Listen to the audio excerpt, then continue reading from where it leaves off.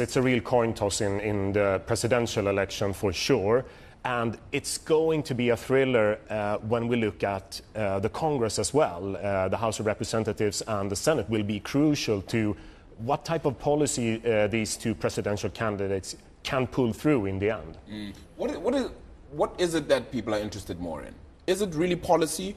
Is it more the characters? Because it feels a lot like before this, especially up until this moment, characters were a big part and a subplot of this election. Yeah, so I'm sure there's a mix here, because we have to remember that in the US there's also some mistrust in the establishment figures in Washington. So it also boils down to factors closer to home for Americans.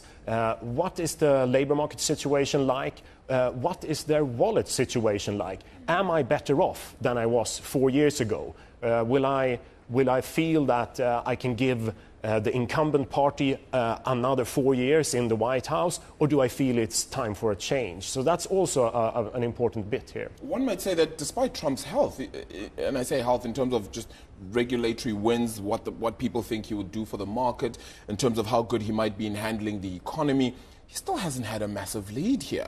All right, it's only just. Let's talk about exactly the weeds of this and what exactly the summary ultimately says then. Yeah, so starting off, when Kamala Harris came in, Trump had the upper hand in terms of the people's opinion on who can handle the economy better. But actually, Kamala Harris has been closing the gap a little bit, so Trump is not in such a big lead in that area no more.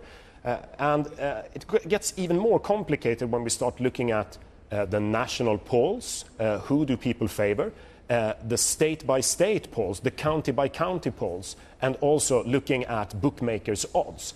And it's all pointing to this being a very close election between these two candidates. And betting odds recently have started to shift in favor of Donald Trump. But then we had yesterday in the Financial Times an article showing that a court order last week has opened up for more betting from institutional players. So coming in with really massive amounts of money, and they can use this as hedging in their businesses. Let's talk about their policy agendas that we've just spoken about a little bit, but a little bit more on economic policy as well.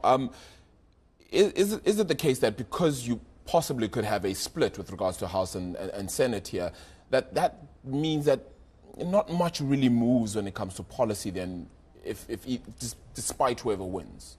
Yeah, that's correct. And I think that has been the reason for many forecasters like us to have a base case where you have somewhat bigger deficits, somewhat higher GDP growth, somewhat higher inflation, slightly higher interest rates, and a slightly stronger dollar. That has been sort of a standard base case here.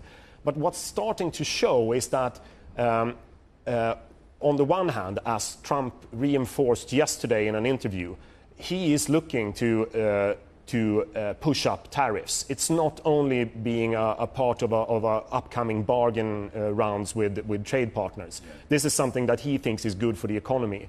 And that could be quite disruptive.